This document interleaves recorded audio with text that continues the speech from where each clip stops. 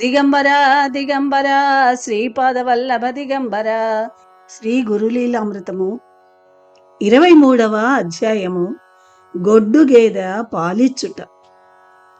సిద్ధయోగీంద్రుడు నామధారకునకు శ్రీ గురుదేవుల మహిమాతిశయ నివేదకమైన వృత్తాంతము నిట్లు తెలిపెను.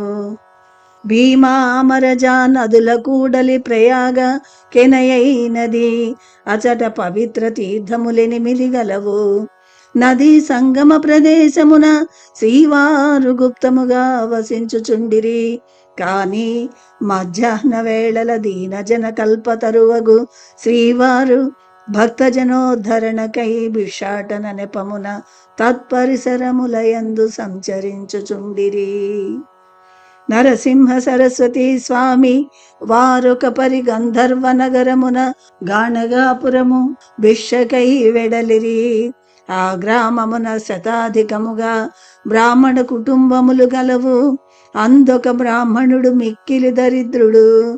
జీవనోపాధికి గోష్పాదమంత భూవసతియును లేదు. అతని ఇల్లాలు మిక్కిలి పతివ్రత.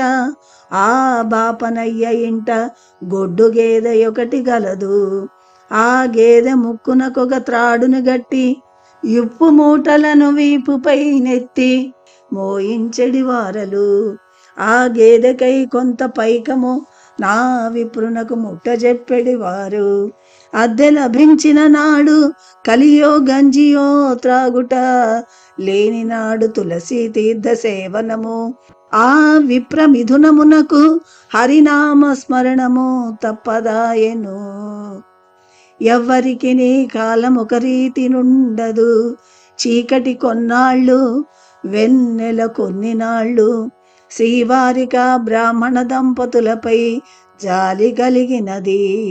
ఒక దినము గొడ్డు గేదెనెవ్వరూ నద్దెకు కొనిపోలేదు. ఆ ఇంటి ఇల్లాలేమి చేయగలదు? చేతులు ఒడిలో పెట్టుకొని మిన్నకుండెను. మధ్యాహ్న సమయమున శ్రీ నరసింహ సరస్వతి స్వాముల వారా బీదబాపని ఇంటికి భిక్షకై వచ్చిరి. ఆయురగల సంపన్న బ్రాహ్మణులెల్లరూ స్వామి తమ ఇండ్లకు రాక గర్భదరిద్రుని ఇంటికి వెళ్ళినాడు. మృంగుటకు మెతుకులేని ఆ బాపడేమి భిక్షనొసగుటయేమని గుసగుసలాడుకొనిరి. ఆ విషయము సర్వజ్ఞుడైన స్వామికి తెలియకపోలేదు. పిడికెడటుకులు దిని నవనిధులను కుచేలునకు ప్రసాదించిన శ్రీకృష్ణ పరమాత్మ ఒకటి, స్వామివారొకటియా? వారు త్రిమూర్తి స్వరూపుడగు దత్తాత్రేయుల అవతారము గదా. ఆ మహనీయుడు కన్నెత్తి చూచి కరుణించిన కనక వర్షము గురవదా. బ్రహ్మ రాసిన వ్రాతనైనను దుడిచివేయ సమర్థుడనుట యందే మాత్రమును సందేహము లేదు గదా. అది వైశాఖ మాసము.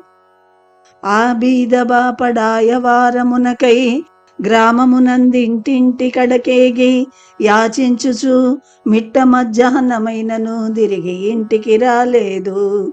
ఇంటి ముందున్న తాటి ఆకుల కప్పులో గొడ్డు గేదెయున్నది. ఇంటిలోని విప్రాంగన భర్త రాకకై నిరీక్షించుచు నడుగుల చప్పుడును గమనించుచుండెను. ఇంతలో శ్రీ నరసింహ సరస్వతి స్వాముల వారు సరాసరి ఇంటిలోనికే తెంచిరి. వచ్చిన యతి సార్వభౌముల వారికి కాళ్ళు కడిగి పాదోదకమును శిరముపై సంప్రోషించుకొని తీర్థముగా బుచ్చుకొని కూర్చుండుటకు పీట వేసి తాటియాకు విసనకర్రచే వీచుచు, ప్రభు మావారు బిచ్చమెత్తుకొనుటకై యూరిలోనికేగినారు.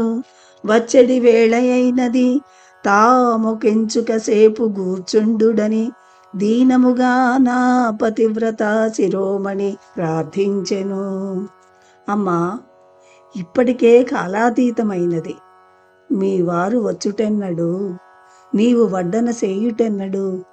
ఏదో ఇన్ని గేదె పాలిచ్చి పంపిన తృప్తి చెందును లెమ్మని స్వామివారు బదులు పలక, నా ఇల్లాలు కంట తడి పెట్టుకొని, స్వామి పాలు పెరుగు మజ్జిగ కడుపు నిండా భోజనము మాకి జన్మమునకు దూరమైనవి. ఆ గేదె పాడిగొడ్డు కాదు, దాని మృక్కుకు తాడు బిగించి యూరివారుప్పు మూటలను మోయించి ఎద్దెను సగునదియే మా జీవనాధారము. అట్లు లేని నాడు మాకొక శివరాత్రి అని పల్కెను. గురుదేవుల వారాయమ దీనాలాపములకు లోన జాలి నొందియు, అమ్మాయి ఏల నాతో అబద్ధములాడుదువు? మీ గేదె పాలు త్రావనభిలషించిన వాడనై నేను మీ ఇంటికి వచ్చి తిని నీవేమేమో బల్కుచుంటివి. నీ మాటల యందలి సత్యమును నేను పరీక్షింపదలచి తిని. ఏది గేదె కడకేగి పాలను పితుకుము అన్నారు. ఆయమ ఇంట పాలు పితుకుటకు మట్టి పాత్రే అయినను లేదు. మంచినీరు త్రాగుటకై ఇంటనున్న పెద్ద కడవనొకదానిని తీసుకొని వెళ్ళి స్వామివారు అడిగిన దానికి నేను పితికిన దానికి సరిపోవునని పాలు పితుకనారంభించెను. ఆశ్చర్యము! గొడ్డు గేదె, దూడలేదు, గేదె నోటికి తౌడు లేదు, గేదె పొదుకు నుండి సంతత ధారలు పాలతో కడవ నిండినది. ఆ ఇల్లాలి రెండు చేతులు నొచ్చినవి అయినను అతి సంభ్రమము చేనాయమ ఇంకొక కడవ చేగొని పాలు పితికినది. రెండవ కడవ నిండుగా గేదె పాలిచ్చినది. రెండు పాల కడవలు స్వామివారి కడ నుంచి ఆమె శ్రీవారి పాదములపై బడినది.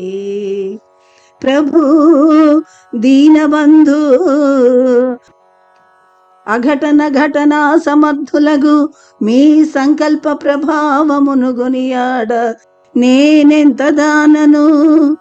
మిమ్ములను నమ్మి కొలచిన వారికెట్టి లోటును లేదని తెలియని దానను కాను. కాని ఈనాడు మీ మహాత్యమును గన్నులారాగాంచి స్వానుభవమున తెలుసుకొని మిక్కిలి సంతసించుచున్నానని పలికెను. స్వామివారు గృహిణిని పాలు తెచ్చి ఇమ్మనిరి. ఆమె పాలను కాచి స్వామికిచ్చెను. శ్రీవారు క్షీరపానమునరించి మహాలక్ష్మి ప్రసాద సిద్ధిరస్తని ఆశీర్వదించిరి. నదీ సంగమమునకు వెడలిరి. ఇంతలో నా ఇంటి యజమాని వచ్చి జరిగిన వృత్తాంతమును విని మిక్కిలి ఆనందించెను. దంపతులిరువురు స్వామివారి చెంతకేగి ప్రణమిల్లిరి.